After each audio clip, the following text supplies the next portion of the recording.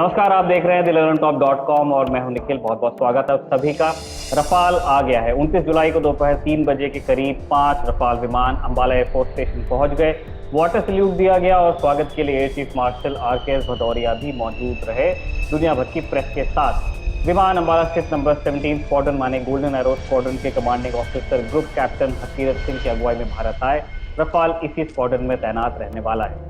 इससे पहले हमने वो तस्वीरें भी देखी जिनमें भारतीय वायुसेना में रफाल के बेड़े को 2 सुखोई 30 MKI विमानों ने स्पॉट किया। रफाल फॉर्मेशन ने INS कोलकाता से भी संपर्क किया और शुभकामनाएं ली और दी गई। लेकिन जो मीडिया सर्कस हमने इन 3 दिनों में टेलीविजन पे देखा है, क्या उसने कुछ जरूरी सवालों को गायब कर दिया? इस बारे में हम बात करेंगे अपने दोनों रक्षा विशेषज्ञों से। बहुत बहुत स्वागत है आपका, संदीप पुनिथन और शिव अरूर। धन्यवाद निखिल। इस मुख्य मुद्दे पे हम जरूर चलेंगे, लेकिन उससे पहले मैं चाहता हूं कि हम अपने दर्शकों को 3 जो हमारी हफ्ते की सुर्खियां हैं, जो अपडेट्स है वो दे दें। पहली सुर्खी, 28 जुलाई को चीन के विदेश मंत्रालय ने कहा कि भारत चीन पर ज्यादातर जगह डिसएंगेजमेंट पूरा हो चुका है। भारत के विदेश मंत्रालय ने इस बयान पर कोई टिप्पणी नहीं की, लेकिन रक्षा सूत्रों का दावा है कि चीन का यह बयान शब्दों का खेल है, सच्चाई से परे है। भारत अब भी 5वें दौर की कोर कमांडर वार्ता के इंतजार में है, जिसमें आगे की बातचीत होने वाली है। दूसरी सुर्खी, डिफेंस प्रोक्योरमेंट पॉलिसी PPP या रक्षा खरीद नीति का दूसरा ड्राफ्ट आ गया है। इसे डिफेंस एक्विजिशन पॉलिसी 2020 कहा जाएगा। इसकी एक चीज पर काफी लोगों का ध्यान गया, जिस बारे में हम भी बात करने वाले हैं। इसमें एक नेगेटिव लिस्ट की बात की गई है, जिसमें उन हथियारों और प्लेटफॉर्म्स के आयात पर प्रतिबंध लगाया जाएगा जो भारत में बन सकते हैं। आत्मनिर्भर भारत अभियान की स्पिरिट में लिया गया कदम है। तीसरी सुर्खी जुड़ी है हड़बड़ी में हो रही उस रक्षा खरीद से जो कि चीन के साथ हो रहे सीमा विवाद के बीच शुरू हुई है। तीनों सेनाओं के लिए गोला बारूद, उपकरण और हथियार खरीदे जा रहे हैं, लेकिन इनमें से एक प्लेटफॉर्म पर हम अपना ध्यान फोकस करने वाले हैं, लाइट टैंक। इन तीनों सुर्खियों पर हम अपने एक्सपर्ट की राय लेना चाहते हैं। पहली जो सुर्खी है उसको मेरा मानना है कि छोड़ देना चाहिए, क्योंकि कोर कमांडर्स कॉन्फ्रेंस जो 5th राउंड होगा उसके बाद ज्यादा मजा आएगा।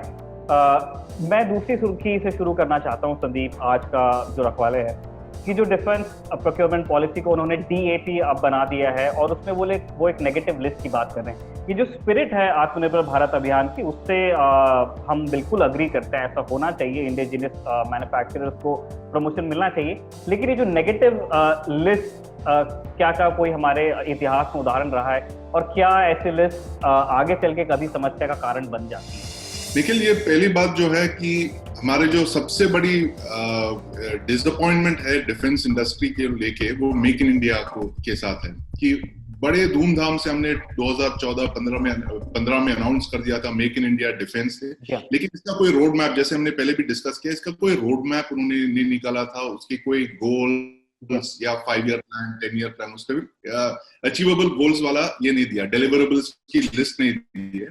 तो वो भी थोड़े करके every few years they are releasing some new thing. जो अभी किया उन्होंने नेगेटिव लिस्ट की जो बात चल रही थी, वो बहुत पहले करना चाहिए था। तो तब आके आप पहले 5 इयर्स में आपको रिजल्ट्स मिलते हैं।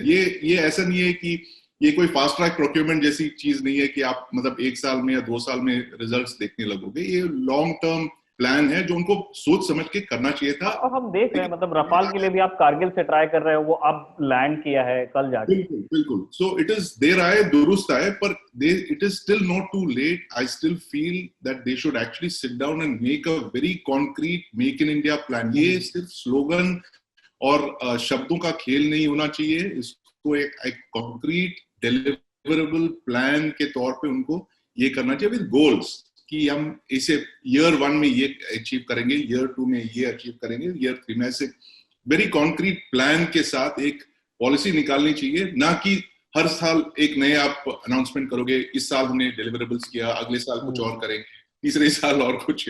मतलब it doesn't, it does not reflect cogent thought and thinking actually. Shiv, आपके पास आना चाहते हैं इसी सवाल को लेके।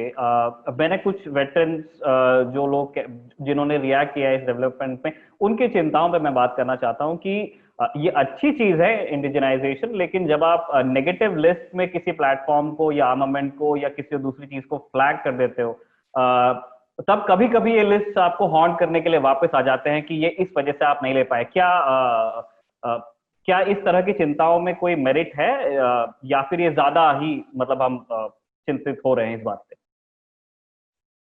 पहले निखिल, मैं एक इंडियन डिफेंस कंपनी के मालिक से बात कर रहा था मैं। जी हाँ। और उनका उन्होंने एक फ्रेज का इस्तेमाल किया जो मैं उसके बारे में बहुत कुछ सोच रहा हूँ। उन्होंने बोला कि ये जो हमारे पास बहुत सारे योजनाएं हैं, स्कीम्स हैं, कैंपेन्स हैं, कैच फ्रेजेस हैं, बज़वर्ड्स हैं, उनकी कोई कमी नहीं है इस देश में। जिसका कमी है वो है ऑपरेशनलाइजेशन ऑफ इंटेंट। जैसे संदीप बता रहे थे कि बहुत सारे इंटेंशंस हैं, मगर वो इंटेंशंस को ऑपरेशनलाइज करना वो एक चीज है जो नहीं हुआ है अभी तक। और एक बड़ा उदाहरण है वो मेक इन इंडिया का। मेक इन इंडिया बहुत धूमधाम से हुआ था, उसका इंटेंट बहुत अच्छा है, उसका जो टारगेट है वो एक बहुत महत्वपूर्ण और बहुत अच्छा टारगेट है कि आत्मनिर्भरता, सेल्फ रिलायंस, ताकि हम बाहर की चीजों पर लेस डिपेंडेंस रखें। वो सब ठीक है, लेकिन ये नेगेटिव लिस्ट जो आप बता रहे हैं,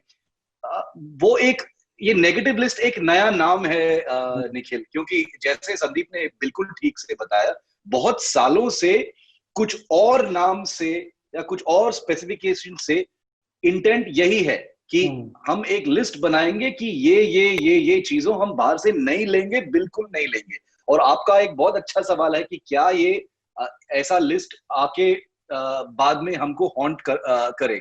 ये एक एक्सट्रीमली इंपॉर्टेंट सवाल है, क्योंकि हमारे पास डिफेंस प्लानिंग में क्लैरिटी नहीं है। जैसे आप देख रहे हैं कि जब लद्दाख का सिचुएशन बढ़ता जा रहा है, हमारे पास ये सारे इमरजेंसी प्रोक्योरमेंट्स है। और जैसे हमने प्रीवियस रखवाले के एपिसोड में हमने बातचीत की थी उस पर कि ये इमरजेंसी प्रोक्योरमेंट्स एक गलत चीज है, उसका इंडिकेशन बहुत गलत है। इसका मतलब है आपका प्लानिंग ठीक नहीं है पहले से।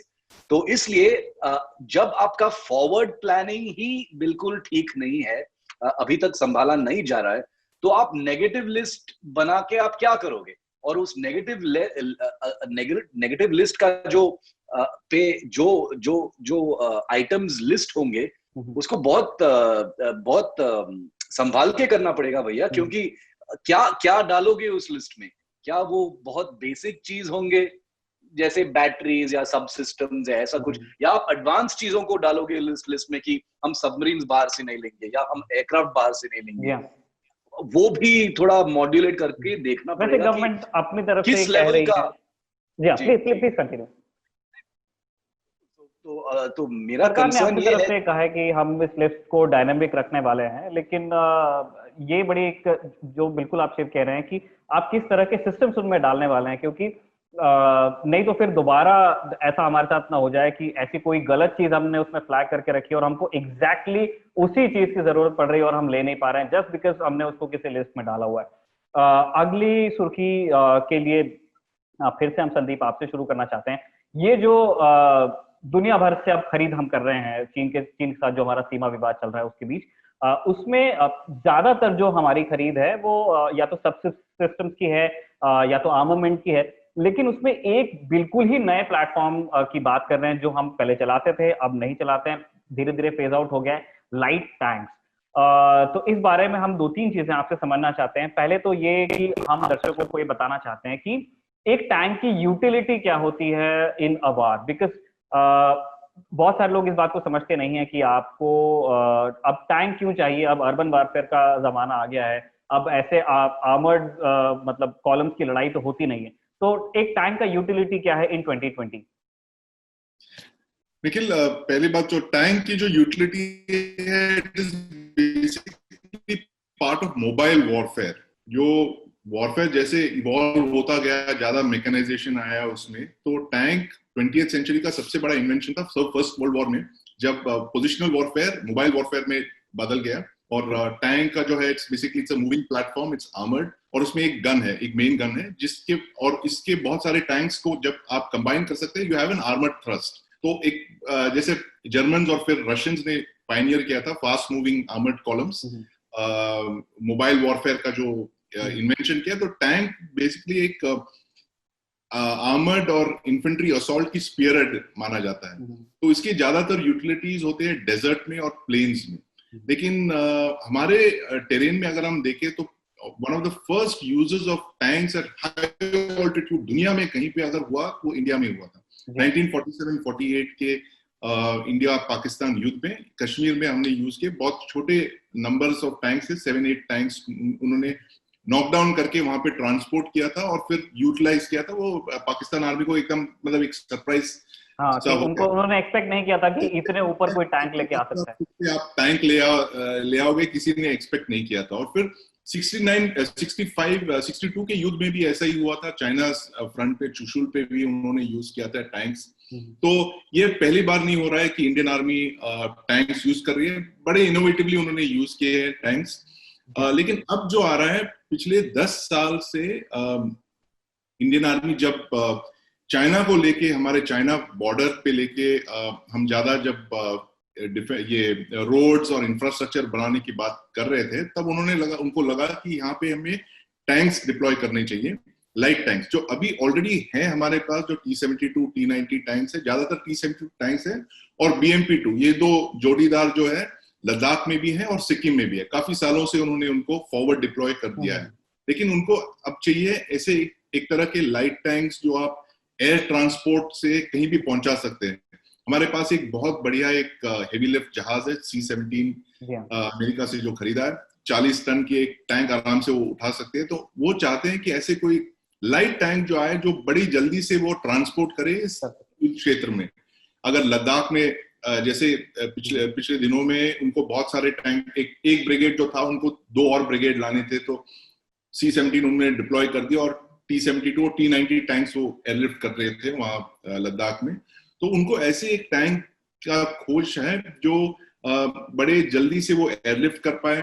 2009 में उन्होंने एक्चुअली वर्चुअली डिसाइड कर लिया था, लेकिन फिर किसी कारणवश बजटरी रीजंस या इसी वजह से उन्होंने उसको शेल्व कर दिया। वो प्रपोजल था एक लाइट टैंक का जो व्हील्ड होगा और एक जो ट्रैक पे होगा, 2 टाइप के। करीब 300 टैंक्स की रिक्वायरमेंट उन्होंने प्रोजेक्ट की थी 2009 में, और फिर जैसे मैंने कहा कि वो उनको इस रिक्वायरमेंट को उन्होंने शेल्व कर दिया। लेकिन अब जो लद्दाख में हम देख रहे हैं कि चाइना ने पहली बार अपने नए टैंक्स, जो टाइप टैंक्स है वो लेके आए हैं, बिल्कुल, जो लास्ट ईयर परेड में उन्होंने डिस्प्ले किया था लास्ट अक्टूबर में, और फिर फौरन अभी तिब्बत में उन्होंने डिप्लॉय कर दिया। तो अब ये लद्दाख की जो एरिया है, टेरेन है, it is not very suited for armoured warfare. जैसे मेजॉरिटी जो है माउंटेन्स है, लेकिन वहां पे ऐसे जगह है जहां उनको लगता है कि टैंक्स यूज कर सकते हैं। शॉर्ट एरियाज है, 50 किलोमीटर, जैसे देप्सांग एक एरिया है, सिक्किम की जो ये टिबेटन प्लेटो का जो हिस्सा है सिक्किम पे जो जट करती है, वहां पे यूज कर सकते हैं। तो उनको लगता है ऐसे कुछ टैंक की खोज हमें एक्वायर करने जल्दी। तो ये इसकी जो वेट है बिटवीन 20 टन और 30 टन की वेट का देख रहे हैं। T-72, T-90 जैसे आप जानते हैं वो ऑलमोस्ट मेन बटन टैंक से काफी हैवी है, मीडियम टैंक्स है, मीडियम। और अर्जुन जो है उससे बड़ी, Arjun is a heavy tank. जैसे हम एयरफोर्स की जो ये देखते हैं लाइट कॉम्बैट, मीडियम एयरक्राफ्ट और हेवी फाइटर्स जो है, उस तरह के टैंक्स के 3 क्लासिफिकेशंस हैं। अर्जुन जो है सबसे ऊपर है, जो हेवी टैंक है। बीच में आते हैं मीडियम टैंक्स जो T-72, T-90 है, और फिर लाइट टैंक्स है जो जिसके इंडियन आर्मी खोज रही है। संदीप, हम ये जानना चाहते हैं कि अब बहुत ज्यादा मैन्युफैक्चरर्स हैं नहीं दुनिया में जो लाइट टैंक्स का काम करते हो। आई गेस एक रशियंस का एक प्रोग्राम है, यूएस का एक है, लेकिन वो अभी शायद डेवलपमेंट फेज में है। तो क्या हमारे पास बहुत ज्यादा ऑप्शंस हैं टैंक्स के लिए, या फिर हम कुछ ट्राइड एंड टेस्टेड प्लेटफॉर्म्स के लिए जाने वाले हैं? आपकी क्या इन्फॉर्मेशन है? देखिए, ये लाइट टैंक्स बहुत कम देश यूज करते हैं, जैसे आपने पॉइंट आउट किया है कि एक तो है रशियन प्लेटफॉर्म है, फिर पोलैंड में मैंने सुना है एक प्लेटफॉर्म है, और फिर साउथ कोरिया भी एक बना रही है लाइट टैंक्स। तो अब इंडियन आर्मी चाहती है कि वो ये फास्ट ट्रैक प्रोक्योरमेंट में कुछ नंबर्स खरीद ले, एक रेजिमेंट का लोग बोल रहे हैं खरीदने की बात कर रहे हैं, और बाकी वो इंडिजिनस खरीदना चाहते हैं DRDO से। DRDO के पास एक सोल्यूशन है जो K9 Vajra self propelled howitzer जो है, उसका वो हॉविट्जर पार्ट वो हटा के उस पर एक लाइट टरेट फिट करना चाहते हैं, एक मॉड्यूलर टरेट। 105 mm छोटी सी गन है, ये 125 गन नहीं है, लेकिन रशियन वाला जो कहते हैं, आर्मी कहती है कि उनके पास जो 125 mm की जो तोप है उस पे जो फिटेड है, बहुत बढ़िया गन है। और इसके एक एडवांटेज ये भी है कि वो कॉमनैलिटी ऑफ एमिनिशन भी है। जो वही एमिनिशन यूज करते हैं जो T-72 T-90 टैंक्स यूज क्योंकि हमारा आर्मर पहले ही रशियन डीएनए है उसमें, 90 फैमिली का हो जाएगा। आर्मर है, रशियन आर्मर है, तो वो इसी से कंटिन्यू करना चाहते हैं। लेकिन जो इंडिजिनस इंडस्ट्री है और जो DRDO वो कहती है देखिए हमें चांस दे दीजिए, इतने सारे टैंक्स आप प्लीज बाहर से मत खरीदिएगा, ये इंडियन इंडस्ट्री के लिए एक बहुत बढ़िया अवसर है, तो आप हमें दे दीजिए, जो नंबर्स हैं हम आपको दे देंगे, आप भले ही बाहर से एक रेजिमेंट खरीद ले लेकिन नंबर्स हम इंडियन इंडस्ट्री से ही ले लें। चलिए अब मुख्य मुद्दे पे चलते हैं, राफाल की जो आमद है, और उसके लिए शिव आप सबसे बढ़िया इंसान है, आपने कल उस चीज को दिन भर फॉलो किया है आपने इंडिया टुडे टेलीविजन के लिए। मैं उस चीज की बात नहीं कर रहा हूं, लेकिन एक जो मीडिया फ्रेंजी हमने देखा है, 3 दिन से हम इस चीज को सेलिब्रेट कर रहे हैं। अच्छी चीज है, हम बहुत खुश हैं, टीम रखवाले कंग्रेचुलेट करती है को, स्पेशली एयरफोर्स को, एक नया आपका फाइटर जेट आया है। लेकिन इस जिसको कहते हैं ओवर एंथुजियाज्म में क्या हम कुछ क्रिटिकल क्वेश्चंस मिस कर गए? आपकी क्या रीडिंग है इस पूरे कवरेज की जो हुआ है पैन इंडिया स्केल पे? वेल, एक चीज तो ये है कि निखिल, इंडिया टुडे पे हम सारे हम दिन भर कवरेज किया और हमने क्रिटिकल क्वेश्चंस भी पूछा हमने दिन भर। हमारे साथ जो मेहमान थे हमारे कवरेज में, सारे एयर चीफ्स थे, फॉर्मर कॉम्बैट पायलट्स थे, तो ऐसा नहीं है कि हमने ओवर हाइप किया था, हमने दिन भर कवरेज किया था। मैंने 7 घंटे कंटिन्यूअसली एंकर किया था इसी एक स्टोरी पे, लेकिन हमारे पास 4 एयर चीफ्स थे और बहुत सोबर तरीके से हमने कवर किया था। आप बिल्कुल ठीक बोलते हैं, लेकिन मैं एक छोटा सा एक डिस्क्लेमर लगाना चाहता हूँ, क्योंकि बहुत लोग बोल रहे हैं कि ओवर हाइप हो रहा है, इतना ब्रेथलेस कवरेज क्यों हो रहा है। मैं कभी भी ओवर हाइप और जो ड्रामा होता है मैं उसको सपोर्ट नहीं करूंगा, लेकिन मैं ये बिल्कुल बताऊंगा कि ये एक बहुत इंपॉर्टेंट स्टोरी है निखिल। ये जो चीज है जो अंबाला पहुंचा है, जो रफाल है, इसके पैसे टैक्स पेयर के पैसे हैं, ये एक पब्लिक एसेट है। और अगर 8.9 बिलियन डॉलर्स की कीमत पर ये विमान लिए हमने, तो कंट्री वाइड लोगों का इंटरेस्ट है कि ये कब आ रहा है, कहाँ जा रहा है। लोगों ने 2019 इलेक्शन के दौरान इतना जो रफाल के बारे में लोगों ने सुना था, और वहां पे जो ब्रेथलेस कवरेज हो रहा था, किसी को दिक्कत नहीं हो रही। अब तो दिक्कत हो रही है जब ये सामान आ रहा है देश में। तो एक हिपोक्रेसी को मेरे को थोड़ा हाईलाइट करना था कि जो लोग अब, जिनको अभी दिक्कत है, लास्ट ईयर उनको दिक्कत नहीं था जब ये रफाल का जो सो कॉल्ड स्कैम पे ब्रेथलेस कवरेज हो रहा था, उस पे क्या था। अब मुद्दे पे आते हैं कि जो क्रिटिकल क्वेश्चंस हैं, बिल्कुल हैं, और मैं आपको बताता हूं कि वो क्रिटिकल क्वेश्चंस क्या हैं और कैसे मैंने पूछा था हमारे कवरेज में। एक, ये हम कभी इग्नोर नहीं कर सकते हैं निखिल, कि जब एक बहुत बहुत एक्सपेंसिव, महंगा विमान बाहर से आता है, ये एक रिमाइंडर है हम सबको कि हमने एक ऐसा केपेबल इंडियन फाइटर हमने नहीं बनाया है। तो इंडिजिनस डेवलपमेंट का एक रिमाइंडर है, बिल्कुल ठीक है। सेकंड, हमारा जो सेल्फ रिलायंस और आत्मनिर्भरता का जो हमने बहुत ब्यूगल और कैंपेन कॉल किया है, उसका एक रिमाइंडर है कि वो बहुत महत्वपूर्ण है, क्योंकि हम ऐसे पैसे नहीं फेंक सकते हैं बाहर। ये जो जश्न मना रहे हैं हम कि ये रफाल आया है, वो पैसे सारे फ्रांस में ही गया है, ठीक है। लेकिन और कुछ क्रिटिकल क्वेश्चंस ये हैं कि क्या ये एक गेम चेंजर है, क्या ये बैलेंस ऑफ पावर शिफ्ट करेगा, क्या ये लद्दाख का जो खेल है पूरा बदल जाएगा अभी ये 5 एयरक्राफ्ट से। कुछ सवाल अच्छे हैं, कुछ सवाल थोड़ा मिस इन्फॉर्म्ड है। किसी ने नहीं बोला कि 5 एयरक्राफ्ट से कहानी खत्म हो जाएगा। ऑब्वियसली 36 एयरक्राफ्ट को आना है, कोई नहीं आपको 36 एयरक्राफ्ट एक साथ डिलीवर करेगा। तो ये एक सिली सवाल है मेरे मुताबिक। सेकंड वो है कि बैलेंस ऑफ पावर एक डायनामिक चीज है, आप बिल्कुल कंपेयर नहीं कर सकते, लेकिन अगर आप टेक्निकल चीजों पे जाओगे तो रफाल का कैपेबिलिटी काफी ज्यादा है चाइनीज और पाकिस्तानी एयरक्राफ्ट से। तो वो एक मतलब वो एक भारत माता की जय जैसा टॉपिक नहीं है, वो टेक्निकल चीज है, वो जो सच है, और जो सच है हम रिपोर्ट करेंगे। ये क्रिटिकल सवाल बिल्कुल है, लेकिन आई थिंक द लास्ट जो क्रिटिकल सवाल है कि हमने ये 36 एयरक्राफ्ट लिए हैं $8.9 बिलियन में, लेकिन ये बिल्कुल हमारा स्क्वाड्रन स्ट्रेंथ का प्रॉब्लम्स जो है एयरफोर्स में उसको मीट नहीं कर सकता है, सॉल्व नहीं कर सकता है।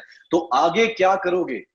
फोकस डालना चाहिए एलसीए तेजस पर, फोकस डालना है मेड इन इंडिया फाइटर पर, फोकस डालना है एमका पे जो 5th जनरेशन फाइटर है, उस पे फोकस बिल्कुल लगाना है। और एक मेरा बिल्कुल एक बिलीफ है कि कल सोशल मीडिया पे बहुत लोग बोल रहे थे कि रफाल को स्वागत करो, बट ये भी खुद को वादा करो कि ये एक लास्ट इंपोर्टेड फाइटर होगा इंडिया में। इसके बाद कोई फाइटर इंपोर्ट नहीं होगा इंडिया में, और जो कुछ इंडक्ट होगा वो इंडियन फाइटर हो, चाहे वो फॉरेन इंजन हो या फॉरेन थोड़ा इलेक्ट्रॉनिक्स हो या वेपन सिस्टम हो, लेकिन जहाज और इंटीग्रेशन इंडिया में होगा और इंडियन जेट होगा। मैं मानना है कि वो एक अच्छा आइडियल है, एक अच्छा प्रिंसिपल है कि ठीक है, हमको चाहिए ये एयरक्राफ्ट बहुत सालों से। जैसे आपने बताया कि कारगिल के बाद ये रिक्वायरमेंट फ्रेम हुआ था निखिल, तो 20 साल बाद बेसिकली हमको ये एयरक्राफ्ट मिल रहा है। तो ये मेरा मानना है कि ये एक्सट्रीमली इंपॉर्टेंट स्टोरी था और इसलिए कवरेज ऐसा था। ठीक है, फेयर एनफ। शिव, आपके पास हम लौटेंगे। एक बहुत ही क्रिटिकल स्टोरी जो शिव ने एयर रिफ्यूलर्स के लिए की थी वो हम यहाँ पे भी करने वाले हैं। उससे पहले संदीप, मैं आपसे ये जानना चाहता हूँ क्योंकि आप ही ने बात की थी उनसे। इससे पहले हमने सुखोई अपने फोर्स में इंडक्ट किए थे, उस टाइम क्या माहौल था और उस टाइम किस तरह से इसको कवर किया गया था, कैसा था, अगर आप हमारे व्यूअर्स के साथ शेयर कर सकते हैं। निखिल, जैसे शिव, पहली बात ये मैं कहना चाहता हूँ कि जो शिव ने कहा बहुत ही सही सवाल, बहुत ही उन्होंने सही जवाब दिया है कि 20 साल लगे हमें एक फाइटर एक्वायर करने के लिए, और ये हमें ये करना चाहिए कि this should be the last fighter that we import, और इसके बाद जो है लाइट कॉम्बैट एयरक्राफ्ट को हमें चांस देना चाहिए।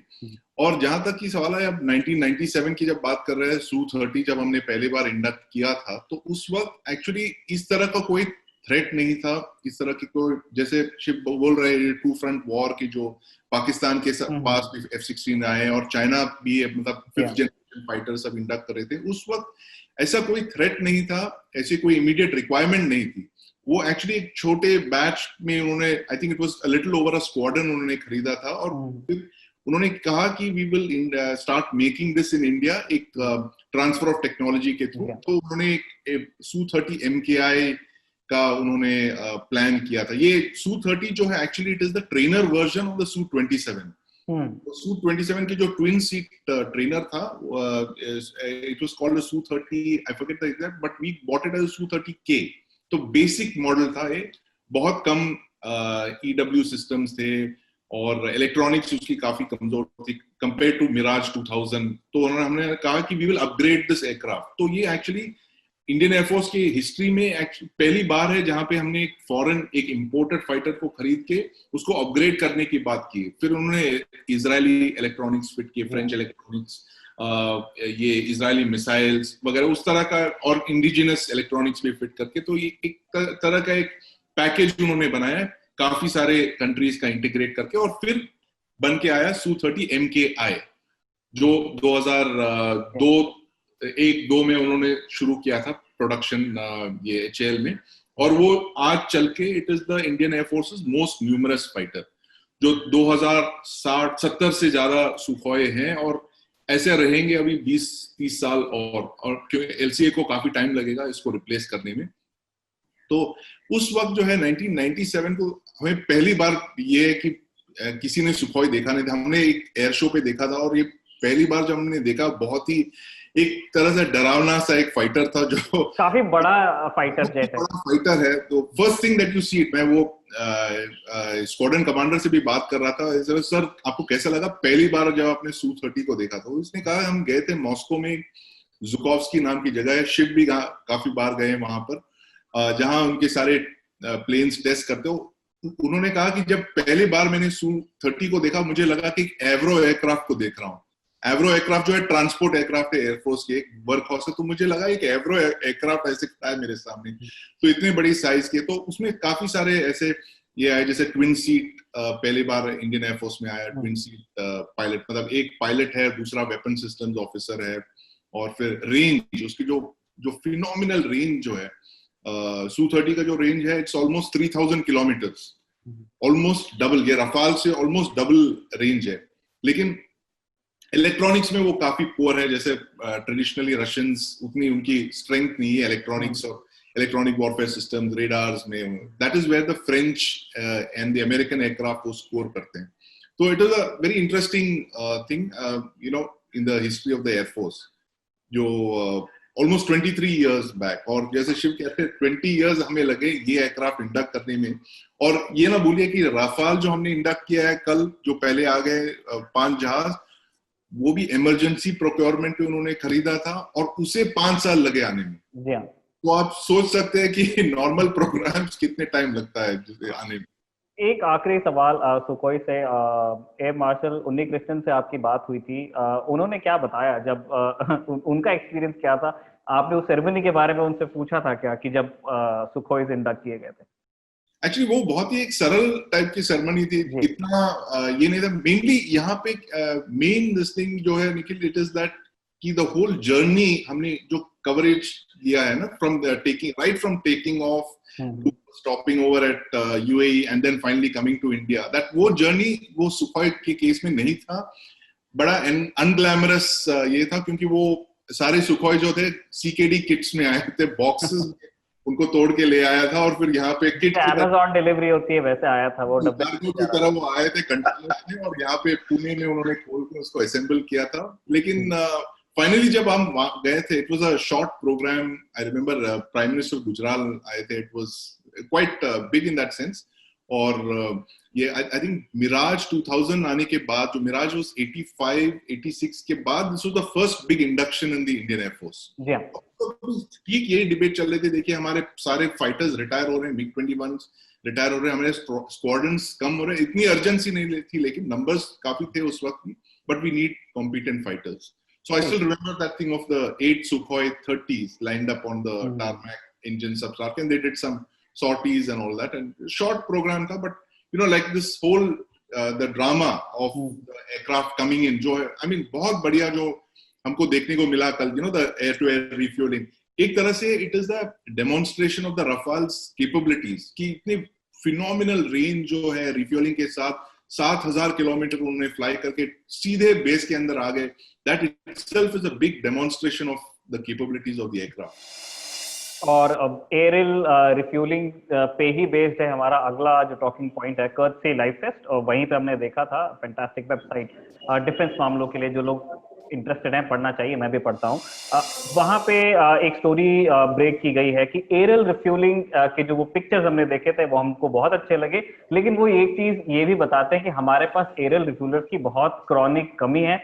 हम बार बार कोशिश कर रहे हैं उसे खरीदने की, लेकिन खरीद पा नहीं रहे हैं। तो अभी तो हमने फ्रेंच एयरफोर्स के जो रिफ्यूलर्स हैं उनसे मदद ले ली, लेकिन क्या ये आगे प्रॉब्लम बनेगा? शिव, आपने वो स्टोरी ब्रेक की थी, ये क्या पूरा मुद्दा है? क्या आप व्यूअर्स को बताएंगे कि कितना जरूरी होता है एक एयरफोर्स के पास में मिड एयर रिफ्यूलर्स का होना, और जो आपके पास एग्जिस्टिंग फ्लीट है उसके बाद भी नया खरीदने की जरूरत क्यों है? लेकिन देखो, अर्ली 2000s में जब इंडियन एयरफोर्स ने मिड एयर रिफ्यूलर्स की खरीद की थी, वो रशिया से था। वो IL-78M के एक फ्लीट है आगरा में, आई थिंक 6 या 8 ऐसे एयरक्राफ्ट हैं। और उस टाइम से अभी तक अगर आप देखोगे तो मिड एयर रिफ्यूलिंग एक पहले जो एक लग्जरी और एक नॉवेल्टी था, अब एक एब्सोल्यूट इंडिस्पेंसेबल नेसेसिटी है। इसके बिना ऑपरेशंस आप बिल्कुल नहीं कर सकते हो।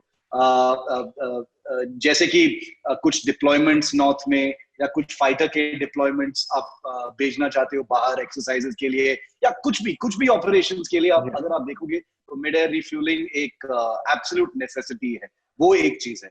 सेकंड, 2000 अर्ली 2000s में जब ये एयरक्राफ्ट आए थे, एयरफोर्स को बहुत जल्दी पता लग गया था कि ये एक कैपेबिलिटी है जो हम बढ़ाना चाहते हैं, इम्प्रूव करना चाहते हैं, एक्सपैंड करना चाहते हैं।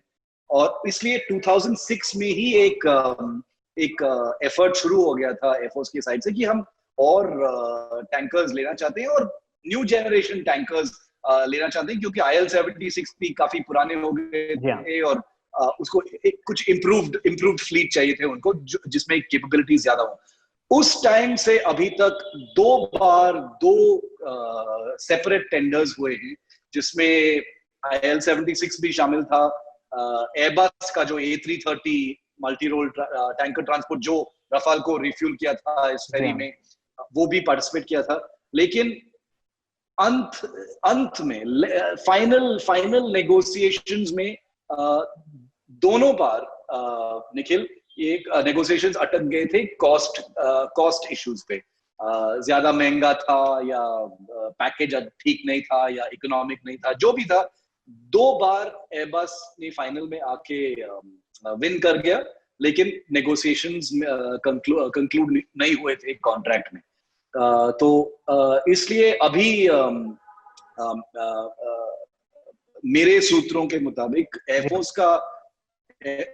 थोड़ा थक गया है इस प्रोसेस से कि देखो भैया, हमने 2 टेंडर्स किए हैं, दोनों बार यही एक प्रोडक्ट है जो जीता है इस मुकाबला में, और दोनों बार फाइनेंस मिनिस्ट्री ने हाथ खड़ा कर दिया और बोला कि भैया ये तो बहुत महंगा है, नहीं पैसे देंगे इसके लिए।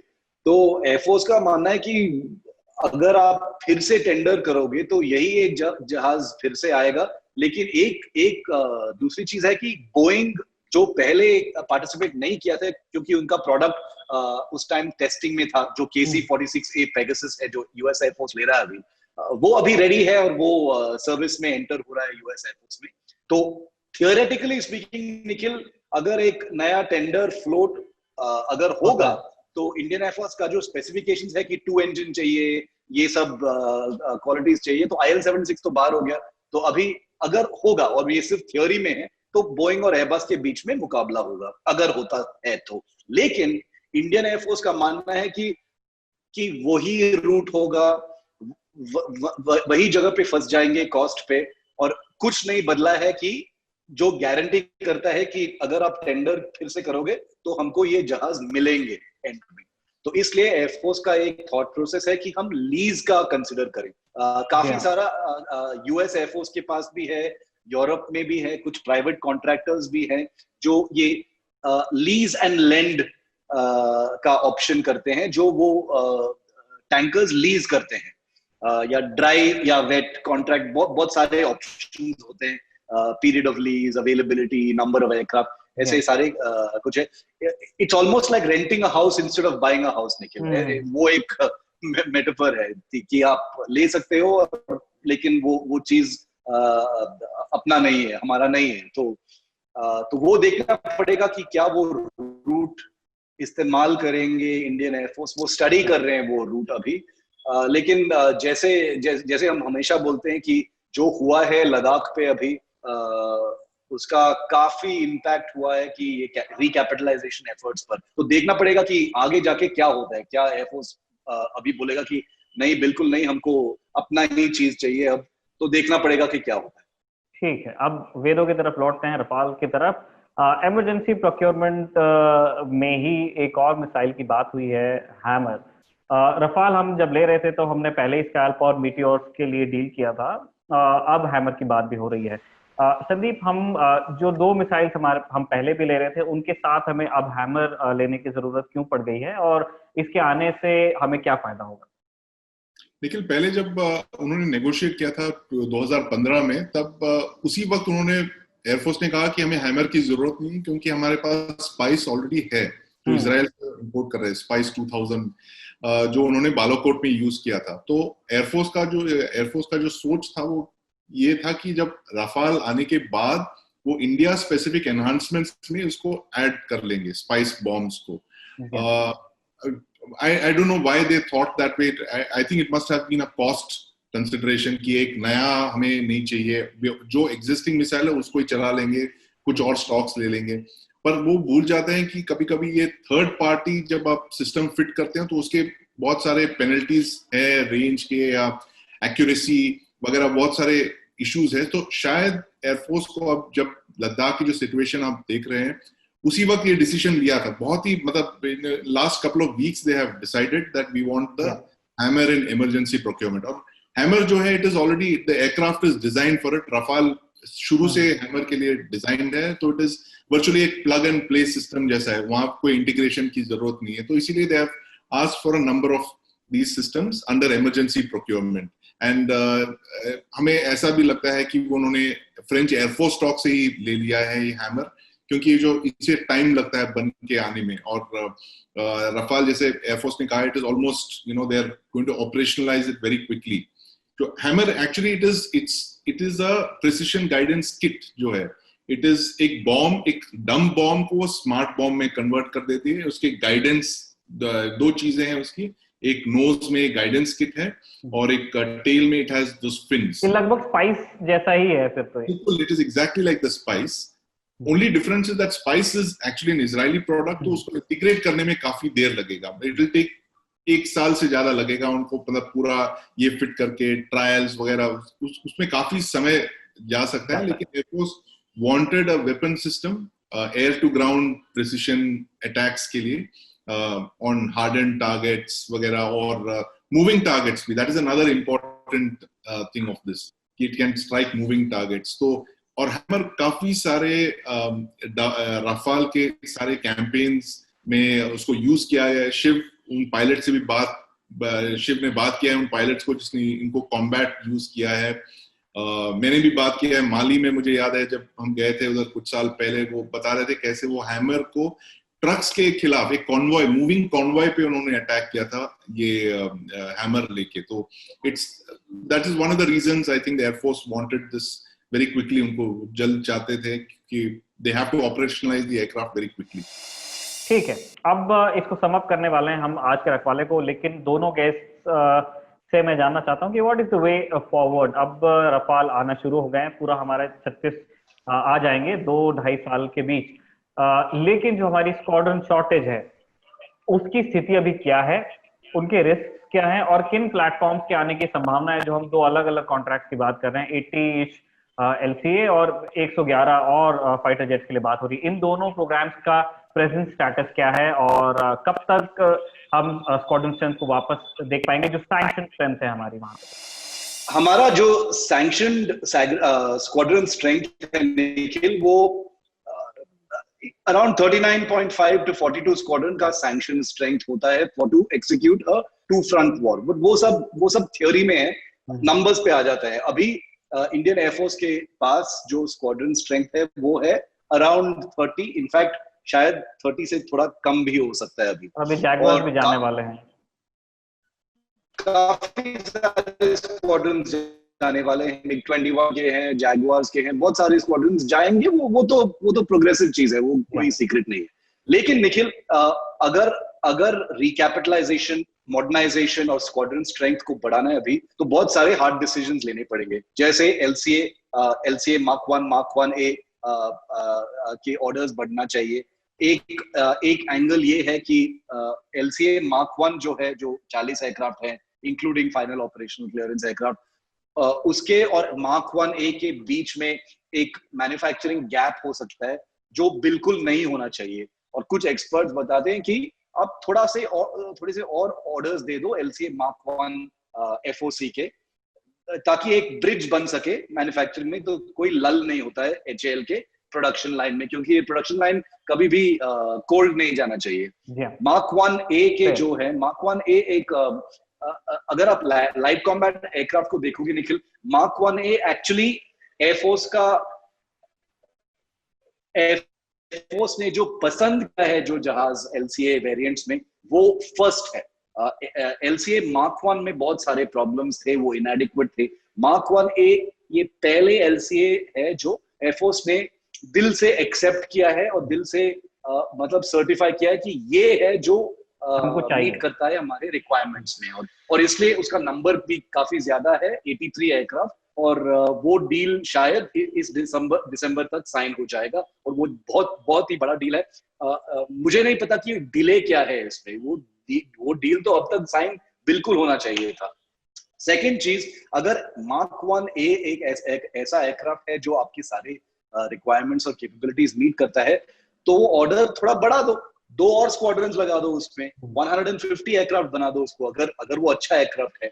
दूसरा, LCA मार्क 2 पे जो फोकस है अभी, वो फास्ट ट्रैक पे जाना चाहिए, लेकिन वो बिल्कुल फास्ट ट्रैक पे जाना चाहिए। HAL, DRDO का और जो वेंडर बेस है, प्राइवेट सेक्टर वेंडर बेस है, वो अभी बिल्कुल मतलब वो सारे एक्टिव हैं अभी, क्योंकि मार्क 1A आने वाला है। तो मार्क 2 का LCA का जो लो रिस्क ऑप्शन है, काफी कम चेंजेस होंगे एयरक्राफ्ट में, कुछ चेंजेस होंगे क्योंकि दूसरा इंजन है, थोड़ा चेंजेस है फ्यूसलाज में, कुछ बहुत सारे कैपेबिलिटीज के चेंजेस होंगे मार्क 2 में। वो जो है, यही है आपका अपॉर्चुनिटी जो आप फ्रीज करोगे नंबर्स पे, ऑर्डर्स दे दो नंबर्स पे, इंटेंशन रखो नंबर्स पे, उसी पे थोड़ा दबाव डालो कि वो जल्दी आ सके और मियांडर नहीं हो जाए। तीसरा जो है जो हम मतलब शॉर्ट टर्म में जो कर सकते हो नंबर्स के लिए, जैसे हो भी गया अभी, MOD ने क्लियर कर चुका है 21 MiG-29 और 12 Su-30s। वो एक लो रिस्क ऑप्शन और लो कॉस्ट ऑप्शन भी है, क्योंकि वो फ्लीट्स आपके पास ऑलरेडी हैं, और ये सिर्फ एक टॉप अप जैसा है कि ऑलरेडी इंफ्रास्ट्रक्चर इन प्लेस है, तो ये सिर्फ और मंगा के आप डिप्लॉय कर रहे हो, तो कोई इंटीग्रेशन या टेस्टिंग या ऐसे झंझट नहीं होगा, उस बिल्कुल आके ही डिप्लॉय हो सकते हैं।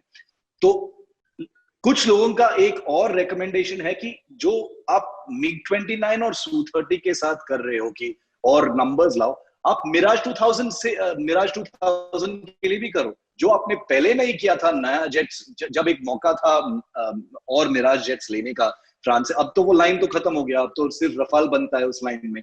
तो अब ये एक एंगल आ गया है कि आप कुछ सेकेंड हैंड मिराज 2000 जो कतर के पास हैं या ताइवान के पास हैं या ब्राजील के पास है, जो अगर वो अवेलेबल है, ये इतना आसान तो है नहीं, नेगोशिएट करके देखना पड़ेगा, और इंडिया ने पहले भी नेगोशिएट किया है कतर के साथ।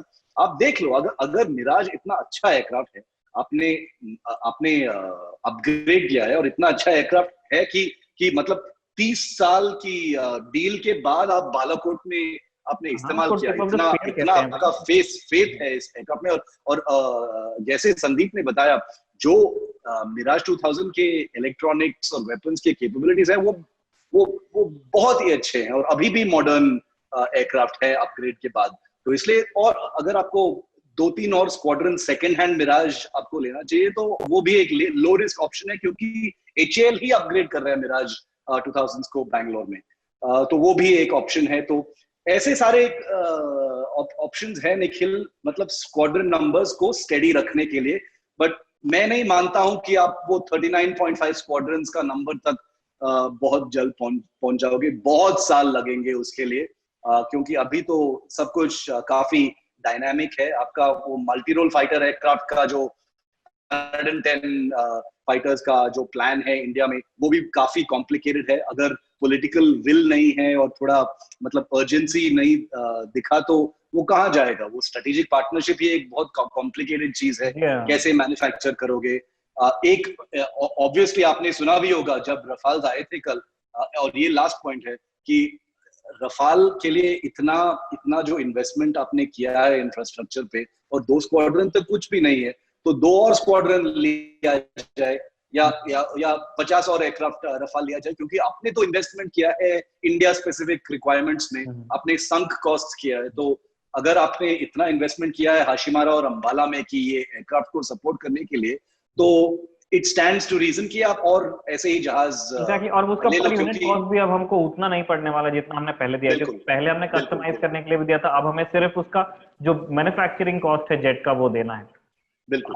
इसी बात को आगे बढ़ाते हुए संदीप, मैं जानना चाहता हूँ, बिल्कुल मैं उनके पूरे आर्गुमेंट के स्पिरिट से मैं एग्री करता हूँ कि अब हमको इंडियन एयरक्राफ्ट पे ध्यान देना चाहिए और जो बाकी छोटी छोटी चीजें हम कर सकते हैं, लेकिन एक बहुत ही, जिसको मदर ऑफ कॉन्ट्रैक्ट पहले एमएमआरसी को कहा गया, लेकिन अभी इसके पीछे भी ऐसे चल रहा है कि जो आपके 110, 111 जेट्स, और जिसको लेके फॉरेन वेंडर्स बहुत ही ज्यादा एक्साइटेड हैं। यूरोफाइटर ने अभी भी कोई उम्मीद नहीं छोड़ी है। लॉकहीड मार्टिन F-21 उन्होंने लाके एरो इंडिया में दिखा दिया है। क्या आपको ऐसा लगता है कि कोई और, किसी और फॉरेन फाइटर के लिए अभी जगह है किसी भी मोड में, चाहे वो इंपोर्ट हो या फिर वो स्ट्रेटेजिक पार्टनरशिप में इंडिया में बने, और अगर ऐसा होता है तो हम किन एयरक्राफ्ट की बात कर रहे हैं? निखिल, जैसे शिव ने कहा, सारे ऑप्शंस हैं, सरकार के सामने हैं। सब बात जो आएगी पैसे की है और डिसीजन मेकिंग की है। उनको the whole thing, why was the Rafales जो 126 से घट के 36 क्यों हो गए? सिर्फ पैसों की वजह से।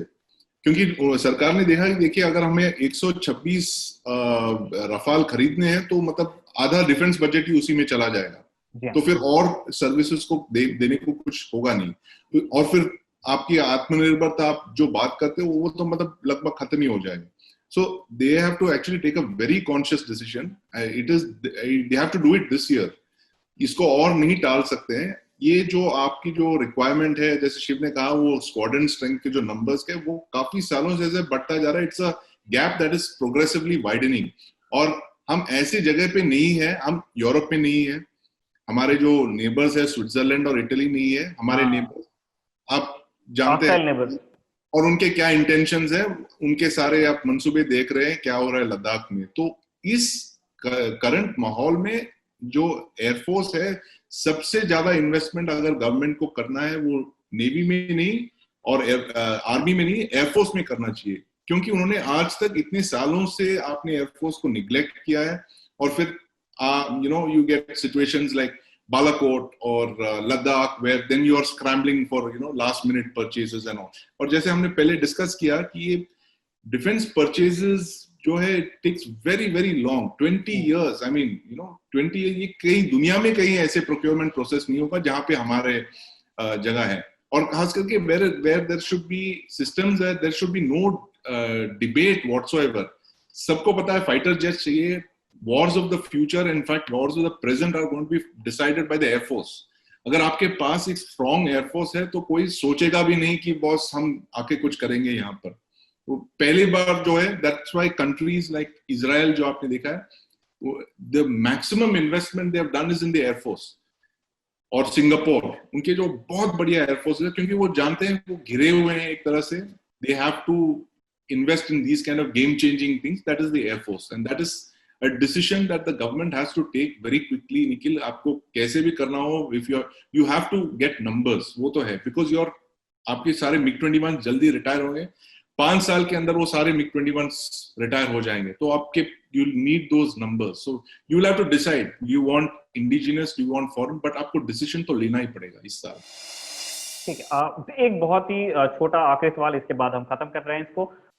Su-30 अभी 2 डेकेड्स या 2 या 3 डेकेड्स भी हो सकता है, वो हमारी बैकबोन रहने वाले हैं, जो हमारे इंडियन एयरफोर्स के जो मेन फाइटर जेट हैं उनकी। क्या उनके लिए हमारे पास कोई एक कॉम्प्रिहेंसिव अपग्रेड प्रोग्राम है जो उनकी उन शॉर्टकमिंग्स को दूर करता है, जो वो एक अभी वो फंस गए हैं उस इमेज में कि आप एक 4th जनरेशन जेट हो और आप 80s के टाइम पे आपको डिजाइन किया गया था, तो ये 80 से उनको 2020 में लाने का कोई प्लान है, और अगर है तो वो किस तरह काम कर रहा है? तो निखिल, पहले एक प्रोग्राम था सुपर 30, सुखोई 30 को कॉम्प्रिहेंसिवली अपग्रेड करके एक मतलब मॉडर्न फाइटर के तौर पे, जैसे हमने डिस्कस किया था, वो बहुत सारे उनमें खामियां थी, जो शॉर्टकमिंग्स थे, वो सारे उसको ये they would get electronically scanned radar, they would get more electronic warfare system वगैरह, complete reworking of the Su-30. But उसकी जो program cost है, it was almost the cost of any other fighter acquisition. $8 billion, $10 billion की, क्योंकि इतने सारे numbers हैं हमारे पास। What I understand is that of late the Air Force is now talking of an indigenous upgrade of the Sukhoi 30 rather than, involving Russia and all that, where the cost would balloon up considerably.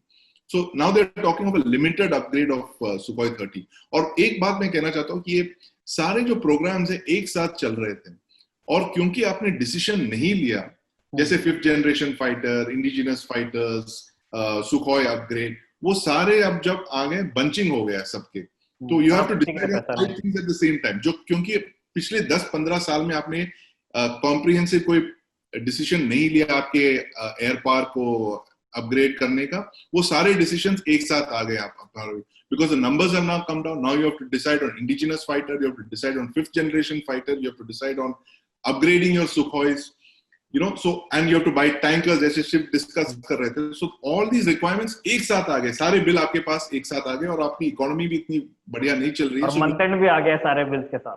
बिल्कुल एक साथ आ गए.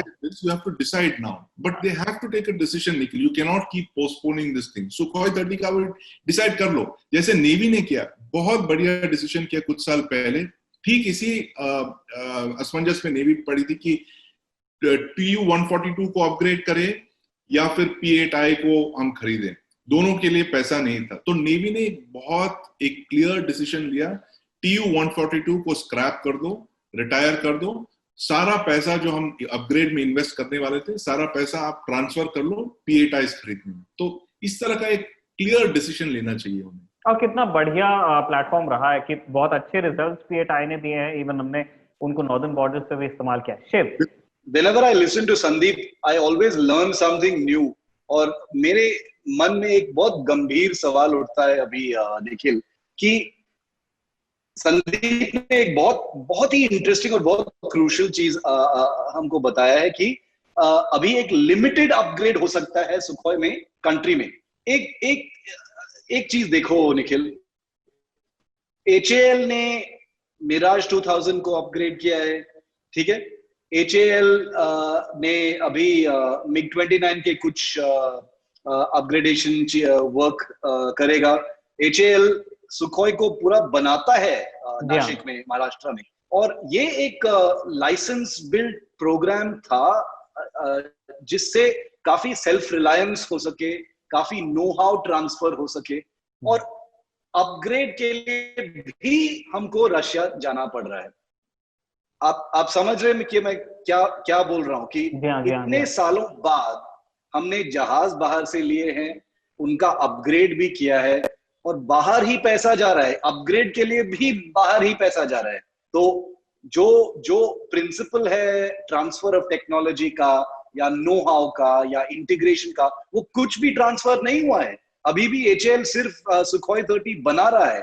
अभी भी उनका कोई integrated plan नहीं है, फॉरवर्ड थिंकिंग प्लान नहीं है कि ये सुखोई जो हमने टेक्नोलॉजी लिया है और बना रहे महाराष्ट्र में, हम फॉरवर्ड देख के, हमारे पास कोई इंटीग्रेटेड प्लान नहीं है कि इसको इंप्रूव कैसे करेंगे, अपग्रेड कैसे करेंगे. अपग्रेड के लिए भी हमको बाहर जाना पड़ रहा है, जहां पे वो बिल आएगा 8 या 9 बिलियन जैसे संदीप बता रहे थे. तो ये एक बहुत मेरा मानना है कि एक शर्मनाक चीज है कि जो आत्मनिर्भरता के जो इम्पल्सेस थे सालों से, डेकेड से, जो हम बोल के आ रहे हैं कि हम बाहर से विमान लेंगे और लाइसेंस बिल्ड करेंगे इंडिया में.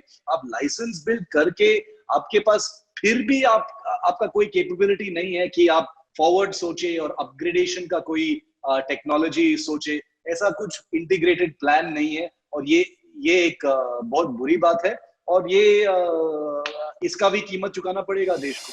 जी हाँ, और जैसे आप शिव कह रहे थे, वैसे मैं भी काफी सीखता हूँ जो संदीप कहते हैं उससे. इनफैक्ट एक व्यूअर रखवाले का मैं खुद भी हूँ, क्योंकि जब ये शो हो जाता है, शूट करते हुए हम अच्छे से सुन नहीं पाते हैं, तो फिर उसके बाद जब इसका फाइनल कट निकल के आता है तो 2 से 3 बार उसको देखते हैं, ताकि समझ में आए कि कैसे आप अपनी चीजें बताते हैं, कैसे आर्गुमेंट फ्रेम करते हैं. खत्म कर रहे हैं हम दर्शकों के सवाल के साथ. दर्शकों के सवाल में पहला शिवम शर्मा का है. शिवम शर्मा ने पूछा है कि क्या हमारे एक्सपर्ट्स उनको कावेरी इंजन के बारे में बताएंगे, इसका रिप्लेसमेंट क्या होगा और MMRCA की जगह पे क्या आएगा. MMRCA वाली बात शिवम आपने अगर पहले सुन ली होगी, कावेरी इंजन के बारे में प्लीज बताइए. देखो, कावेरी इंजन सक्सेसफुल नहीं है, हम सीधा बोलेंगे कि वो सक्सेसफुल नहीं था। लेकिन प्रोग्राम जो था, जो एफर्ट था, जो एक्सपीरियंस था, वो बिल्कुल बहुत ही महत्वपूर्ण था। और ऐसा कभी नहीं बोल सकते हैं कि बेकार चीज है, करना ही नहीं चाहिए था, ऐसा कुछ नहीं है। बहुत बहुत लेसन्स थे उसमें। लेकिन ये बात भी ठीक है कि इसका ये प्रोग्राम सफल नहीं हुआ है निखिल, और एक इंजन तैयार नहीं है इस्तेमाल के लिए। लेकिन अगर आपके एरोस्पेस इंडस्ट्री को आगे बढ़ना है, आत्मनिर्भरता के मोड पे आगे बढ़ना है, तो आपके पास अगर एरोस्पेस और जेट इंजन नहीं है तो आप कुछ भी नहीं कर सकते, क्योंकि जो भी प्रोजेक्ट है वो इंजन के अराउंड ही हो सकता है। Aircraft are built around engine, they are built designed around engine, not the other way around. तो अभी मैंने कुछ ही हफ्ते पहले HAL के चेयरमैन के साथ एक इंटरव्यू किया था, जिसमें उन्होंने अपडेट किया था हमको कि वो एक नया 110 किलो न्यूटन जेट इंजन बना रहे। HAL एक पार्टनर होगा, DRDO के GTRE जो कावेरी के का जो लैब डेवलपर्स था, वो एक पार्टनर होंगे, और एक प्राइवेट पार्टनर होंगे प्रोबेबली फ्रॉम अब्रॉड, शायद स्नेकमा भी हो सकता है, जो सफरान, जो रफाल के इंजन के जो मेकर्स हैं, ऑफसेट के उसके हेडिंग पे शायद एक पार्टनरशिप हो सकता है। तो वो एक प्लान है, लेकिन कावेरी एज इज वो प्रोजेक्ट बिल्कुल मर चुका है निखिल। अगला सवाल पंकज देसाई, और पंकज देसाई ने कहा है कि ये सवाल संदीप आपसे पूछा जाए। ये कह रहे हैं कि ये एक जापानीज X2 के बारे में बात कर रहे हैं कि हमने उस तरफ हमने कभी कोई कदम नहीं बढ़ाया। वो एक टेक्नोलॉजी डेमोन्स्ट्रेशन है, लेकिन हमारी सारी जरूरतें पूरा भी करता है। मित्सुबिशी X2 शिनशिन की ये बात कर रहे हैं। हम भी इंडिया में AMCA पर बात कर रहे हैं। क्या AMCA भी उसी डायरेक्शन में होने वाला है, या क्या हमने कभी किसी जापानीज कोलैबोरेशन के बारे में सोच के देखा? निखिल, ये बहुत इंटरेस्टिंग सवाल है, क्योंकि मैं भी यही सोच रहा था पिछले दिनों में, why are we not collaborating with like minded countries. हम क्वाड की बात करते हैं, US, Australia, Japan. There is no better way to concretize a partnership than getting into joint venture programs. Atmanirbharta is very good, but certain areas we should actually take a long term view also. कि ऐसा कभी नहीं होने वाला कि India और Japan में कोई जंग होगा या वी हैव कॉन्फ्लिक्टिंग इंटरेस्ट। दोनों डेमोक्रेसीज हैं, बहुत पुराने रिश्ते हमारे, और ऐसे चलता रहेगा। सो वी शुड, कोई ओवरलैप ऐसा है नहीं जहां पे हमारी उनसे बहस हो जाए। बिल्कुल। And जैसे शिव कह रहे हैं, we need these aircraft very soon. So we have to look at a way of getting a 5th generation thing. But the most important thing is that we need to know the know why. That is the main thing. और जो FGFA programme जो था हमारा Russians के साथ, वो actually we withdrew from that program because we were not getting the know why. उन्होंने TOT के लिए मना कर दिया था। TOT के लिए मना कर दिया, exactly. So how will we train our engineers, in this kind of 5th generation technology? It's a cutting edge technology, and I think that if we are getting into a situation Japan के साथ where they are agreeing to share technology with us or train our people, then we should definitely go for it. I mean, why should we only look at Japan for bullet trains and for aircraft? We should also look at them for defense equipment. That's one thing. But other जो है कि there is even now Japanese system के अंदर there is some kind of deep-seated suspicion, or they're not very welcoming about sharing military technology. और आपने देखा होगा पिछले बार वो सबमरीन्स के कॉन्ट्रैक्ट में भी उनके बहुत ही बढ़िया एक सबमरीन डिजाइन है, सोर्यू क्लास, उन्होंने ऑफर भी नहीं किया हमें, So on defense technology, I think they are still very reticent on many of this thing, but it's a very good question. We should engage them. Piyush Shukla ने पूछा है कि पीयूष शुक्ला ने EMF को लेकर के सवाल पूछा है। इन्होंने कहा है कि कुछ एनालिस्ट वो कह रहे हैं कि हमने कुछ सुखोई 30 MKIs इसलिए हमारे क्रैश कर गए क्योंकि इस वजह से वो क्रैश किए हैं। तो वो कह रहे हैं कि PLA की क्या कैपेबिलिटीज हैं EMF में, और ये उन्होंने US एनालिस्ट की कोई बात की है। मुझे भी बहुत अच्छे से समझ में नहीं आया कि ये पूछ क्या रहे हैं, लेकिन क्या आप इनको एनलाइटन कर सकते हैं? क्या कोई क्रैश से किसी EMF का क्या कभी कोई लेना देना रहा है?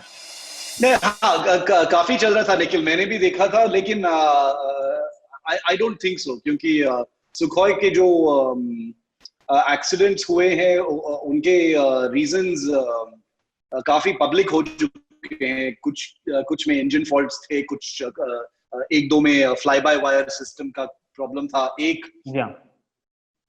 एक क्रैश में इजेक्शन सीट एक्सीडेंटली ट्रिगर हो गया था पुणे में। तो ये सारे रीजन से ईएमपी एक कॉन्स्पिरेसी थियरी है जो बहुत सालों से चल रहा था। मेरा नहीं मानना है कि ये ठीक है, क्योंकि अभी भी लोग बोलते हैं कि इंडिया का जो इलेक्ट्रॉनिक वॉरफेयर कैपेबिलिटीज है सुखोई में, वो इतने अच्छे नहीं है, लेकिन चाइना से बेटर है अभी।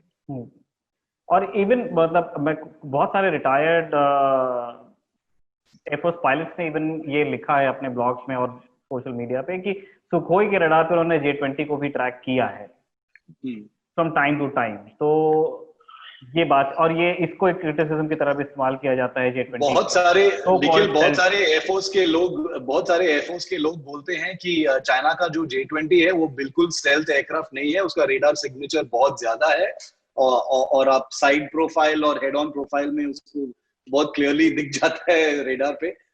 आई मीन ये तो खिलौने नहीं है, ये तो ऐसे बोल नहीं सकते, लेकिन ये कॉम्बैट पायलट्स बोलते हैं कि ये जो सिर्फ नाम में स्टेल्थ है और फिफ्थ जनरेशन है, उसका स्टेल्थ उतना भी नहीं है।